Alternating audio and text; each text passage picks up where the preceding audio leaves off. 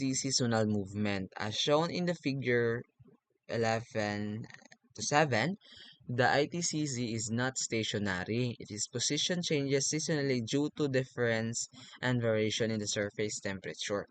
So, diri ko no gipakita mo na siguro ang figure oh. Kung baga, arang equator oh, kita kaning line na mo na siyang equator. Ang gatunga sa north kag sa south. Ara si southeast monsoon, si southwest monsoon which is habagat, kag si northeast monsoon which is si amihan. So ana diri nga ang ginatawag ko ng ITCC dili siya stationary. When you say stationary, kung diin siya example, dili lang gid na siya, dala lang gid na siya. Since dili siya stationary, possible nga ang kani siya pwede diri, which is mo ni ara kag ang ara.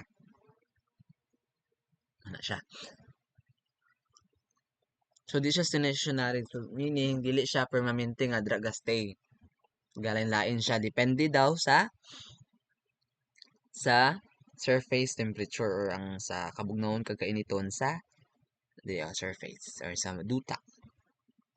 So the position of ITCC varies seasonally because it's follow the sun.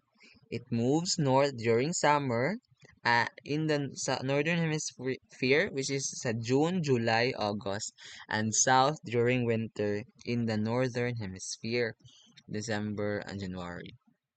So kung gasunod siya dabi sa sun, di ba? Ang di ba kainiton. So wala siya. Bali ang matabo kung summer daw ang kung summer siya, hindi na to ito. Kumbaga summer dara, ang hangin ginaduso siya padung diri sa north, diri sa babaw sa China, sa Russia, ana. Nang tugnaw na sila ha.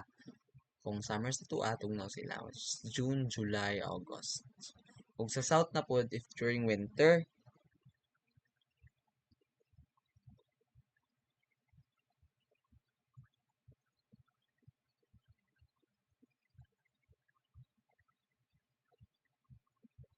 okay, gets.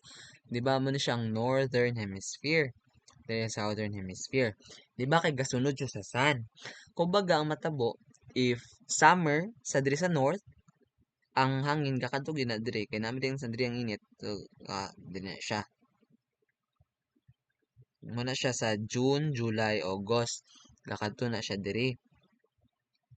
If mo bugnaw na ni diri, mubugnaw na siya ang north, ang ang ang ginatawag nga ITCZ or ang Intertropical Convergence Zone mo ubos na po siya diri.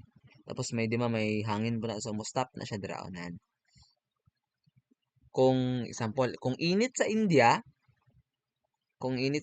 during June, July, August, dira na permi kabuo ang Intertropical Convergence Zone. Yan na permi. Since mubugnaw na sa India, munaog na siya diri na siya dapit sa araw na may apil na dira ang Indonesia, sa Philippines na dira. Kung kung init na sa babaw, munaog na pa na diri ang ITCC. So the poleward movement of ITCC is more noticeable over the land than over the water and over the northern hemisphere than the southern hemisphere. Muna siya kuno.